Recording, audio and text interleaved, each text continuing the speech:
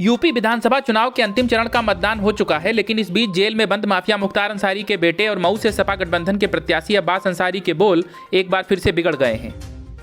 गौरतलब है कि अब्बास अंसारी ने कुछ दिन पहले ही एक बयान दिया था, जिसमें उन्होंने कहा था कि सपा की सरकार आने पर अधिकारियों का हिसाब किताब किया जाएगा। अब्बास के इसी बयान पर पुलिस ने केस दर्ज कर लिया था और वहीं चुनाव आयोग की तरफ से भी कार्रवाई की जा रही है। लेकिन अब अब्बास ने एक निजी टीवी चैनल से बातचीत करते हुए अपने उस बयान का असली मतलब समझाया है और कहा है कि इसकी जांच की जाएगी कि किन अधिकारियों ने कानून का पालन नहीं किया है और इसके लिए एक मोटी लिस्ट भी तैयार है। जबकि अब्बास शायद भूल रहे हैं कि किसी जनप्रतिनिधि को यह अधिकार नहीं है कि वो जांच करे कि अधिकारियों ने कानून का पालन किया है या नहीं। ये न्यायपालिका का काम है।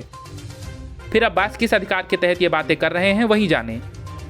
वहीं अब्बास ने कहा कि मऊ में बीजेपी को जितना वोट मिलेगा उससे अधिक वोट से वो जीतने जा रहे हैं। जिस तरह का कार्यकाल बीजेपी का रहा है उससे जनता नाराज है।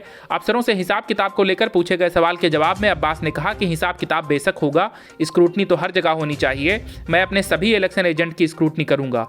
जब मैं अखिलेश भैया के पास जाऊंगा तो वह मेरी स्क्रूटनी करेंगे। उसी तरह जब कानून का राज स्थापित होगा तो कानून के पद पर बैठे जिम्मेदारों ने जिस तरह कानून की किताब को ताक पर रखा है उसे फिर लागू किया जाएगा। लागू कराकर सबकी जांच की जाएगी। जो गलत पाया जाएगा उसके खिलाफ सख्त कार्रवाई कराकर नजीर पेश की जाएगी। वहीं अब्बास ने आगे कहा कि आपकी सरकार आई, घर गिरा दीजिए। मेरी सरकार आई, घर गिरा दीजिए। तो घर बचेंगे कहाँ? सरकारें घर बनाने के लिए आती हैं, घर में लोगों को डराने के लिए नहीं। कानून का राज जरूरी है। हिसाब किताब जब तक नहीं होगा तब तक कैसे पता चलेगा कि गलती कहाँ होगी? जिनके घर गिराए गए हैं उनके कागज मौजूद थे। राजनीतिक द्वेष की वजह से लोगों के घर गिराए गए।